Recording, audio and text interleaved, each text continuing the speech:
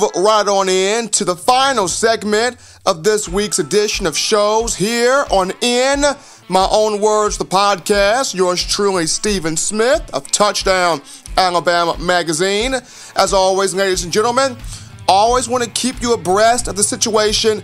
If you want to have the best in Crimson Tide content, the best in Alabama football content, you want to have Alabama at the palm of your fingertips, you have to download the Touchdown Alabama Magazine app. It'll be a great birthday present. It'll be a great Christmas present with the holidays coming up. Just everything that encompasses the Crimson Tide, from Nick Saban, Tua Tagovailoa, Jalen Hurts, wide receivers, offensive line, defensive line. If you want to be the individual that knows all about the Tide inside and outside this program, you have to download the Touchdown Alabama Magazine app, keeping you informed.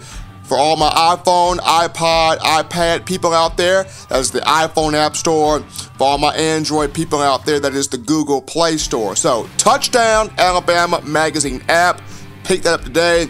Also, subscribe to the site tdalabamamag.com. Check out that subscription, or pick you up a subscription, as I should say, to that site as well. But Tua Tagovailoa is expected to play this week, will play this week.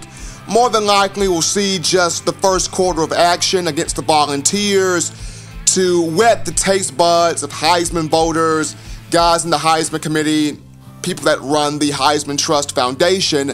However, when you look at two blue bloods of college football, two of the more story-filled programs that are consistent on winning, there's a lot of history involved, great coaches, great players. When you look at Alabama and Tennessee, the biggest storyline and probably the most inspiring storyline came on Thursday, as yours truly of Touchdown Alabama Magazine got a chance to speak with multiple sources inside the program, and I was told that walk-on Mike Bernier has gotten the nod to start at punter over Skyler Delong at Neyland Stadium in Knoxville against Tennessee. This is a huge moment for a young man that never wanted to leave the state of Alabama. Bernier, a family guy, was very close to his mother. His mom, who recently passed away prior to the season starting, died of stage 4 breast cancer. If you looked at Bernier's backstory, here's a guy that's from Alabama, a native of Madison, Alabama, product of Bob Jones High School, and shortly after his high school career, he did not get a lot of college offers, but the one big scholarship, the one full ride he did get was to Eastern Illinois.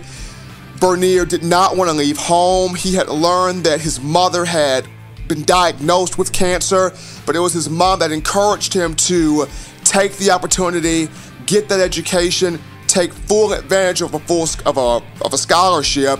He goes to Eastern Illinois, had a pretty good freshman year, actually averaged close to 40 yards a punt, even had a game against Southeast Missouri, in which he averaged 48 yards a punt that game, had a long of 54 yards on one attempt, and was the Ohio Valley Conference Player of the Week. So Bernier, a lot of talent, incredible potential as an athlete, and the summer going into the 2016 season, he was about to come back to East Illinois for his sophomore year, and fate would intervene. He would get a call from the University of Alabama. Bobby Williams, special teams coach at that time, well, not special teams coach, he was the special assistant to Nick Saban at that time. Well, he probably was in his final year as special teams coach before getting moved to his special assistant to Nick Saban. But Bobby Williams called Mike Bernier, and he offered the young man an opportunity as a preferred walk-on for the Crimson Tide. Bernier immediately seeing this as a chance too. I get to come back home, I get to be close to the family, I get to be with my mom and help her through a tough and trying time. And the young man immediately jumps on the chance, comes back home, and He wants to be the starting punter. He wants to be the starting specialist. He wants to give his mom something she can really smile about. Unfortunately for him, J.K. Scott was already at Alabama, and Scott is a generational punter. Scott, the All-American leg, the humble personality, most importantly, a national championship mindset. And with him out there, Bernier was destined to the shadows. And for 2 years, Alabama fans really didn't know that the program had a backup punter because of how good, how legendary, how elite Scott was. And after J.K. departs to the National Football League, the main thought process was Skyler Delong would come in and immediately pick up where J.K. left off. I mean, Delong, Bama didn't just grab this young man from a random name inside of a hat here. This was one of the nation's top punting prospects in the 2018 signing class. He comes in, everybody thinking, or the majority of people thinking, he's going to pick up where J.K. left off. And unfortunately, it's been a struggle for Skyler. He'll get there. He will get better. Here's somebody that will learn from this year and improve. Once again, highly talented guy. It's just when you come behind somebody as pivotal as J.K. Scott was, people sometimes forget when J.K. came in 2014, he had to be the leader. He had to be an impact player immediately due to you did not know who your leaders were on defense that season. C.J. Mosley had departed to the National Football League. You thought Trey DePriest would be the guy at inside linebacker. That baton hits Reggie Ragland, and he has to grow with it. He didn't get it straight off. He had to grow with it. And then on your defensive line, Xavier Dixon, decent pass rusher, but not elite. Adrian Hubbard, you had high hopes for him, but he was a massive disappointment. And then the secondary, Cyrus Jones is still learning the spot. Eddie Jackson was rushed back from a serious knee injury in the spring. Geno Smith, you saw where he had taken steps back since his freshman year. Serviceable guy, but not the player he was as a freshman. Nick Perry, fifth-year senior. Your best guy in that secondary was Landon Collins.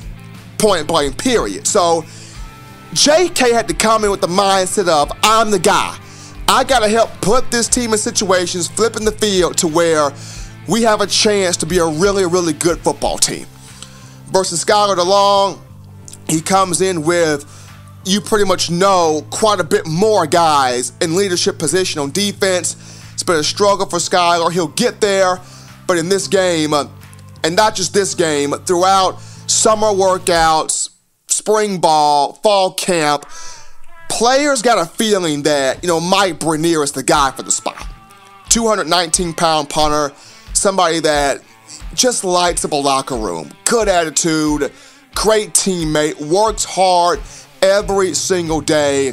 And to see him get this start when, before the season began, he learned that his mom lost her fight with breast cancer, and the coaching staff, the players have had to love on him, show him that support because it's tough. It's really tough. So for him to have this chance, for him to go out there in the biggest rivalry game in terms of Alabama football, you have fans that hold Alabama-Tennessee higher than Alabama-Auburn, Alabama-LSU, just because of the history of it all. He will not punt much in the football game, more than likely, but if given an opportunity, if Alabama goes 3-and-out a couple of times, to see Bernier go out there and hit the ball 40 to 50 yards. We're not asking for a J.K. Scott 60, 70-yard boomer. No. To see this young man hit that ball 45, 50 yards and pin Tennessee inside the 10 a couple of times in a moment where he's doing it for his mom. You want to talk about mother behold your son type moment. That would be very special for Mike Bernier. A young man that has come in, that has went through a lot, that's paid his dues, and his opportunity has come in this type of a football game where it means so much to so many people to see Alabama crush Philip Fulmer and, of course, as athletic director, Jeremy Pruitt, now head coach, and the Tennessee Volunteers. So big ups to Mike Bernier. Wishing him all the best this weekend. If you haven't checked out that story, you can go to tdalabamamag.com. Once again, the site, tdalabamamag.com. Yours truly, Stephen M. Smith, blessed and fortunate to be able to break that story for the brand on behalf of Mike Bernier and his chance to really go out there in a special moment, doing it for a special woman that has encouraged him to do so much in being not just an athlete, but in being a young man. That's going to do it for me in this edition of the show. Looking forward to my trip to Neyland Stadium on Saturday to cover the Crimson Tide. Next week, we will recap with MVPs, dive into the action of setting up Alabama versus LSU despite the fact of next week being a bye week. And could next week serve as a sign of Alabama possibly getting Terrell Lewis back at outside linebacker?